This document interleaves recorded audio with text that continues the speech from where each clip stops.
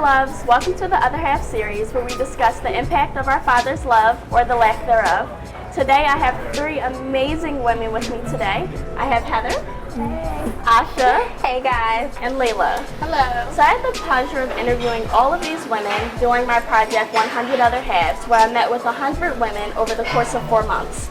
And so it was Heather and I's first time meeting. We met right outside of the Comcast building where I was working, and it was like so late at night, we just grabbed a chair right outside and we chatted for like a half of an hour to an hour, and we've been connected ever since. Asha was also one of the girls that I had the pleasure of interviewing, and Asha was actually my best friend. So it was super amazing to hear about how Asha's dad truly impacted her. And then Lailah, we met when we were what, 12, 13? What was that, 7th grade? Yeah, like 7th I think grade. So she knew me, way before hashtags.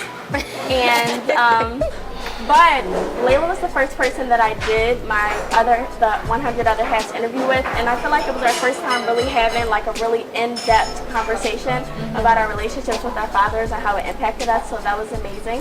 So I'm super excited for you guys to hear their story as well. So for starters, I would love to ask you guys, what is your first memory with your father, and how did the relationship blossom from there? Well, I'll start. So I can't remember like my very first memory because my dad has been in my life like from the beginning. But like one of my favorite memories is when he would always like after school, we went to school in South Philly.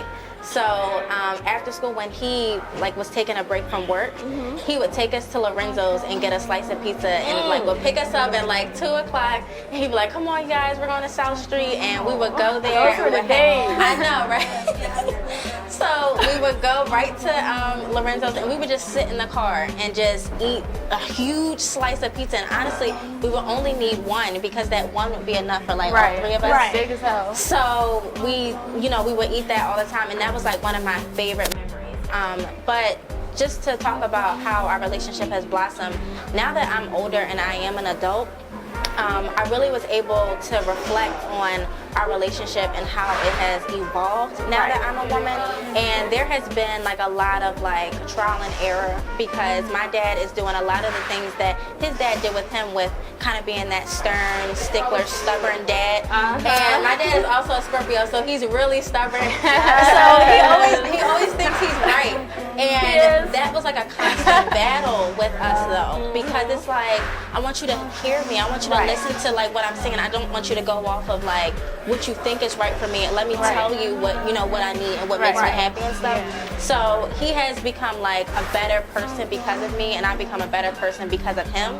And then also we just had a conversation on the phone the other day about how I said to him, I said, "You've really changed over the years as a father and as a partner, like for my mom." That's awesome. And I was like, it's amazing to see you like go through these different like transitions throughout your life.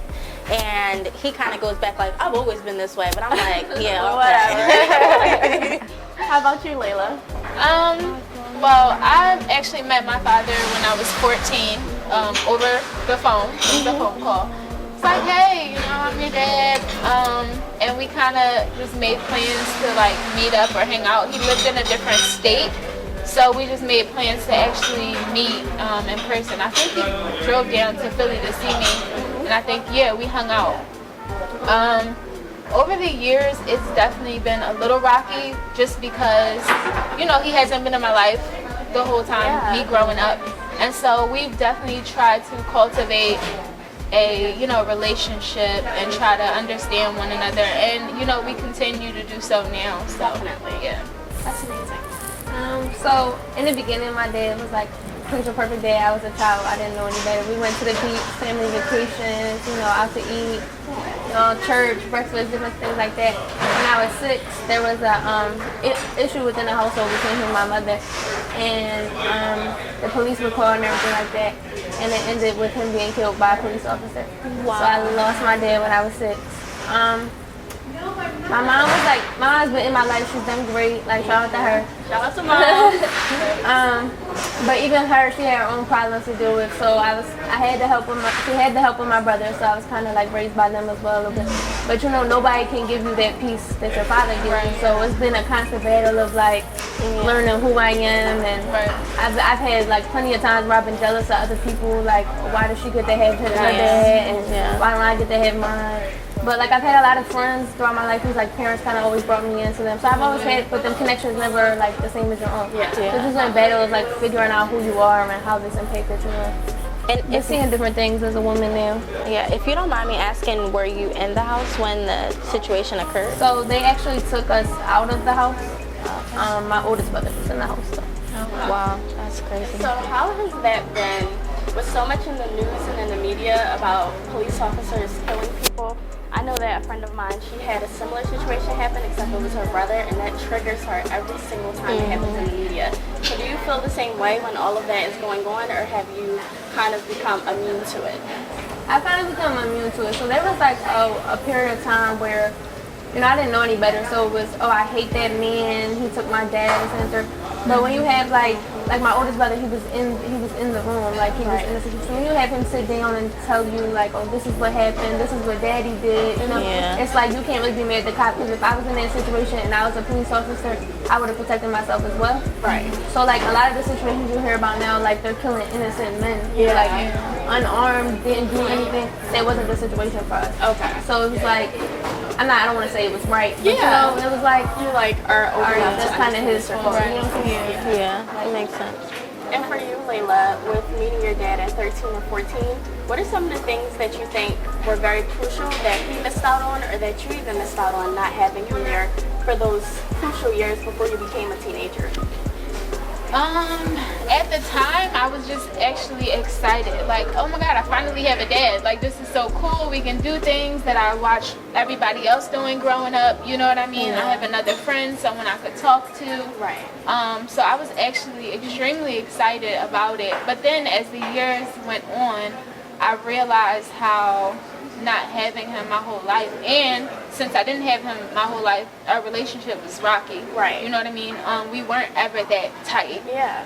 So it kind of made me reflect on how it's impacted me. Definitely. And you know, since he wasn't there, I've had other male figures in my life, my grandfather, my uncles, who played a really big role in helping to raise me.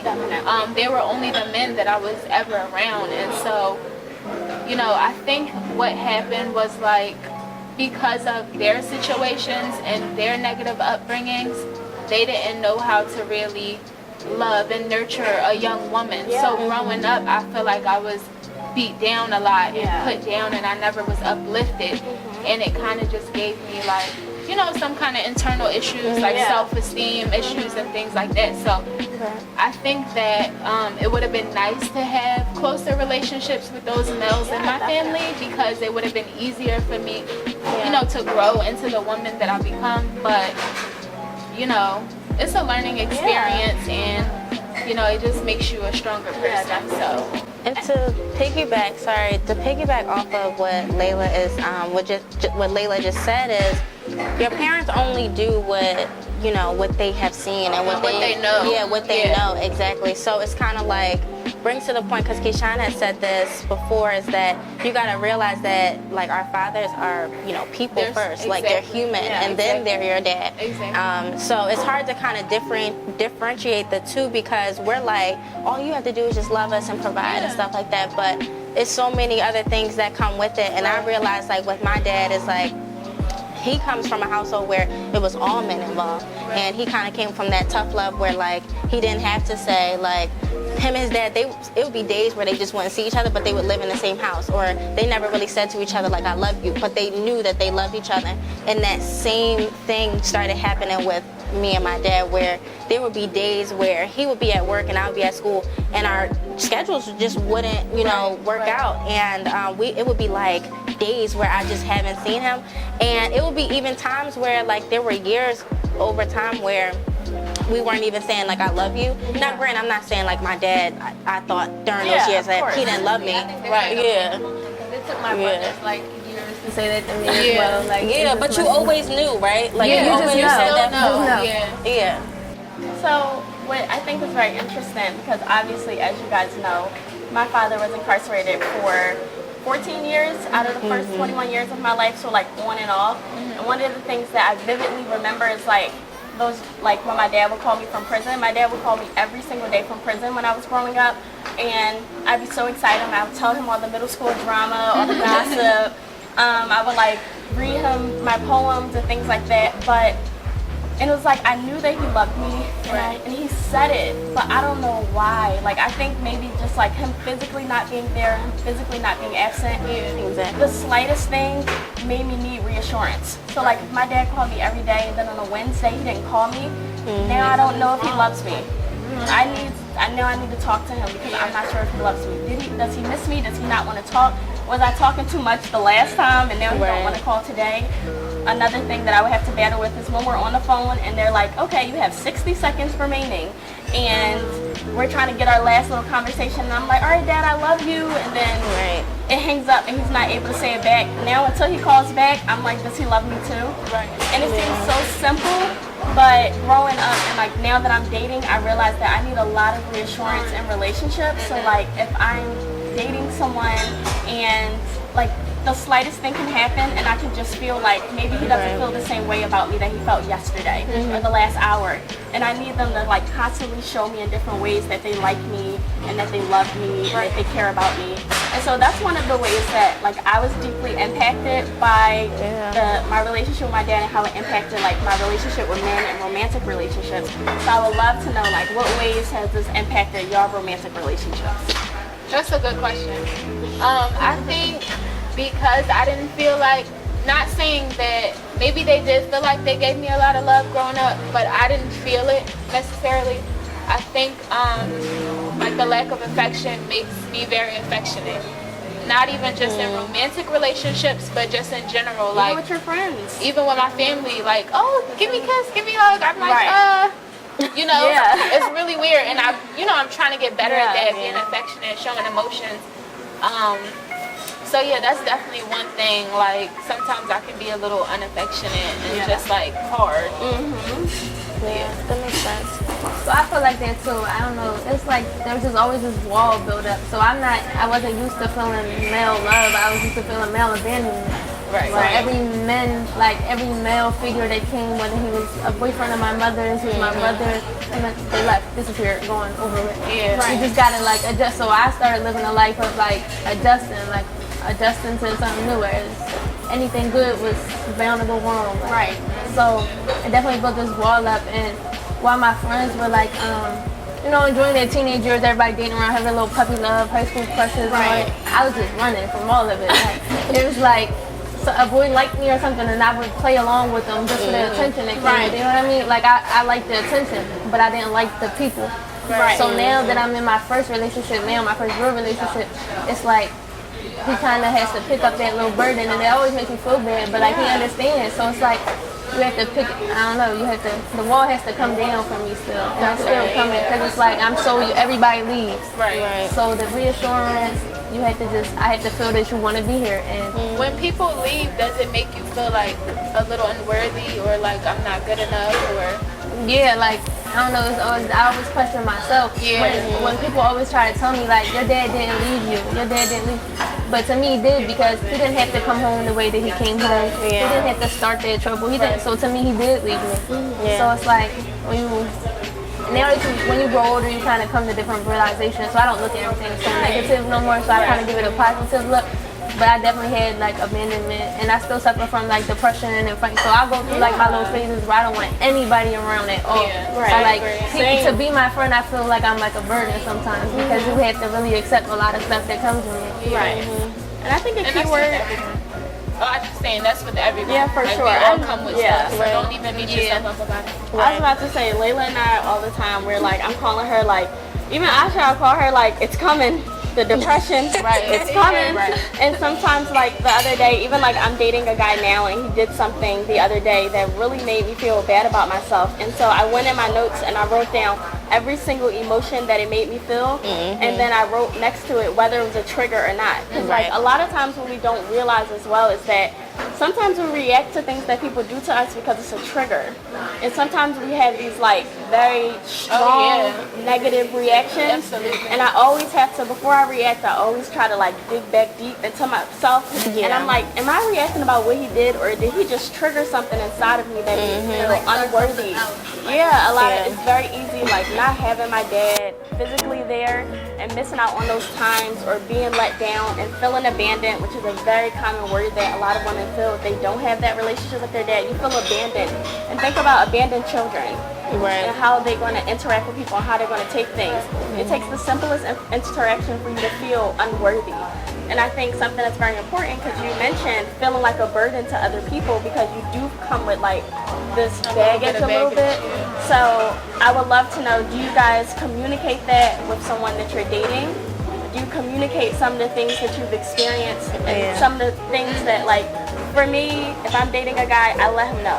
I'm like, listen, I need reassurance, and this is my love language. My love language is words of affirmation. My father used to send me 3-page letters in the mail. So this is how someone is telling me that they love me. Right. I hope I ain't messing my little mic.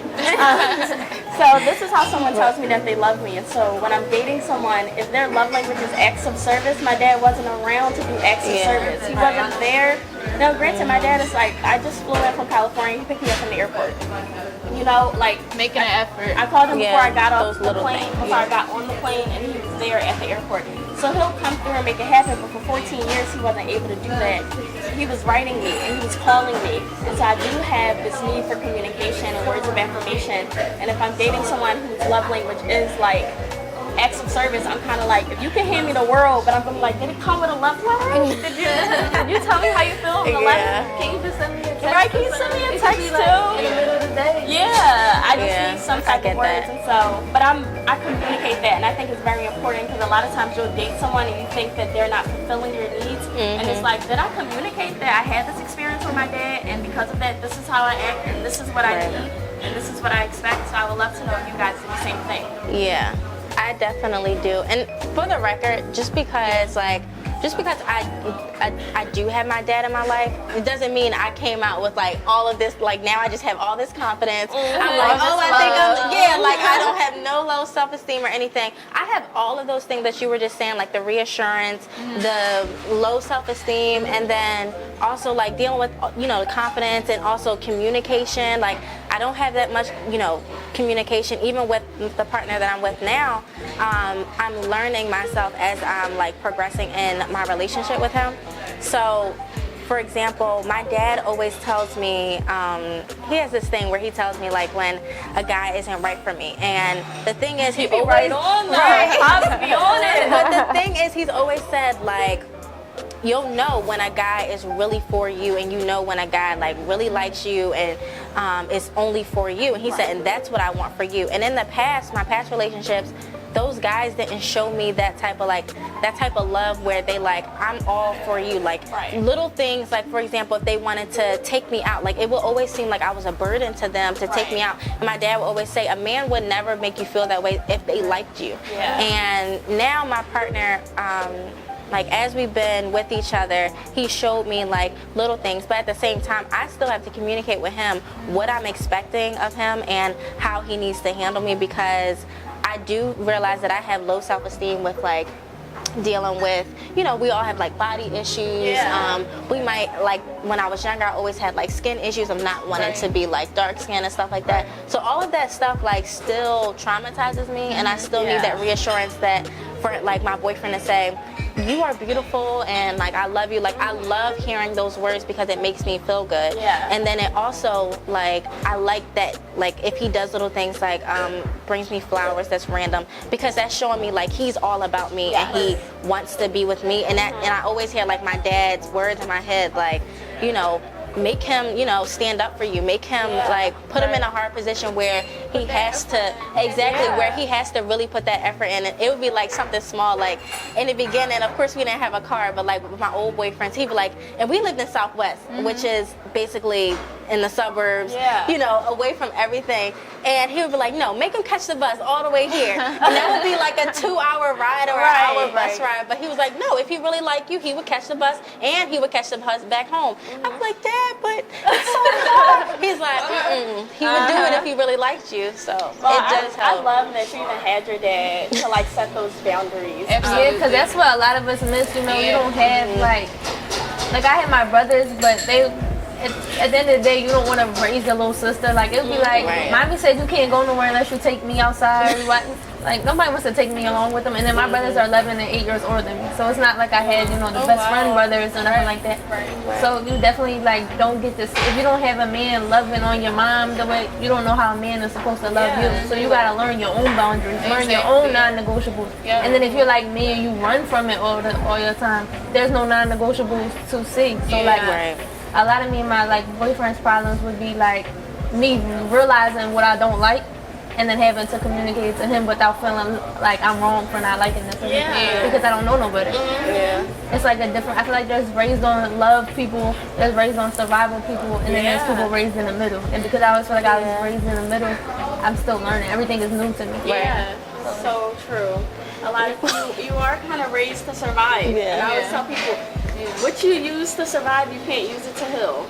It's literally impossible, especially because when you're trying to survive, you are guarded, and you are not trying to see anything but the fight. Like when I'm tunnel vision, and so a lot of times, like when these people are coming in from different angles, and they're trying to love you or care about you, or maybe not love you and not care about you.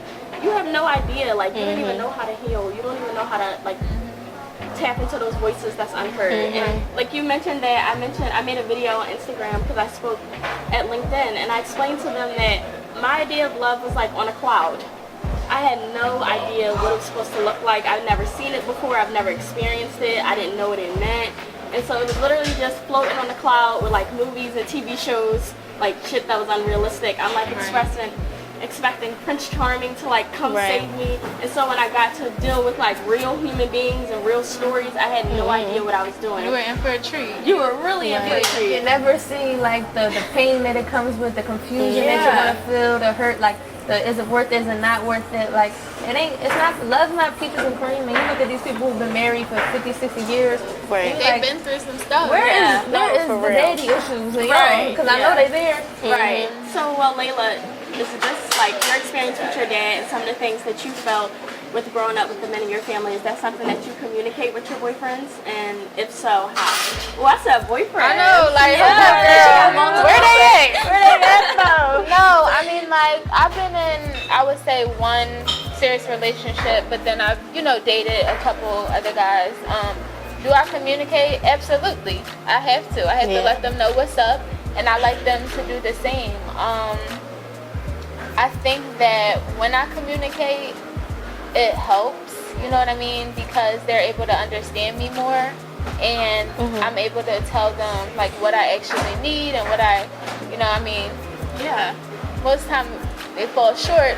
We're still young, but like it's just a learning experience. I just take what I learned from my situation, and every day I just use that to help myself become better, become a better person, help the relationships with intimate partners, but also with my family and my friends, you know what I mean? So turn a negative into a positive.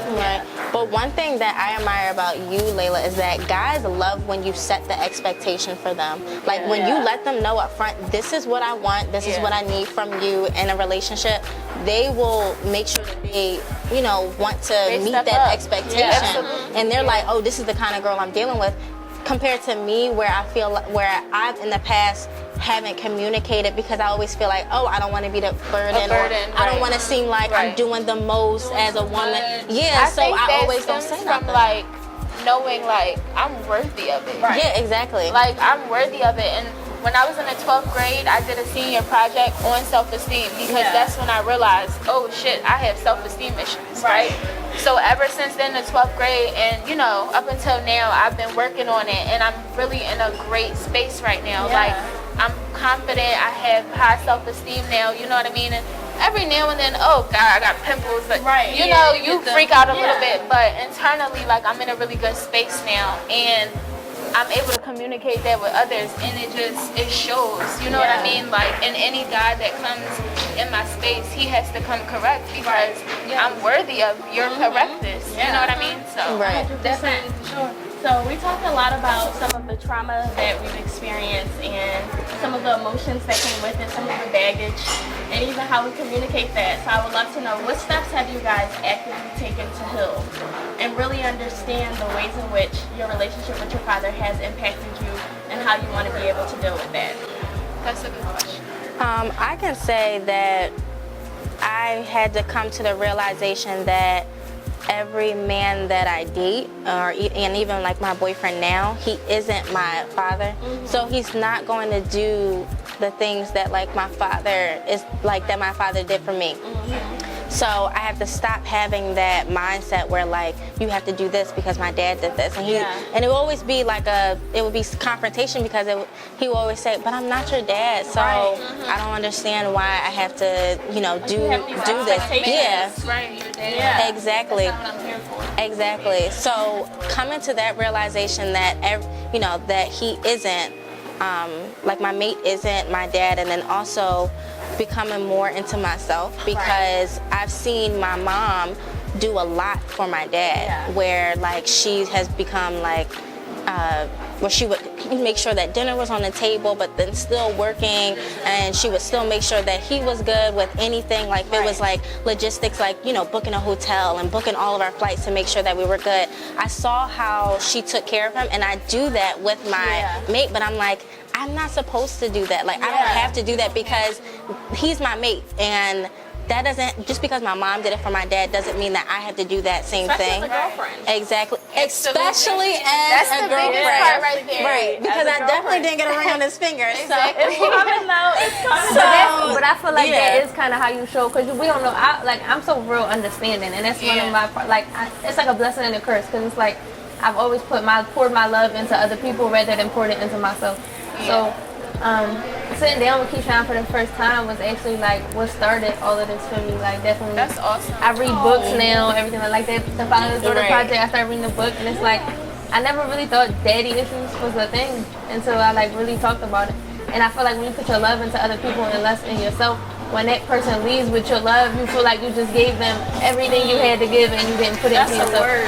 So it's definitely like coming to realization with yourself, and I'm still doing that. And I'm still learning my own non-negotiables and the things that I'm not okay with and the things that I'm deserving of. So it definitely takes the communication to feel like you can talk about it with somebody. So in that situation, it's like you have to be comfortable. So definitely. And also the key is that y'all both, like, even though you said, like, every one of you are beautiful women, and I learn so much from you guys, like, all the time.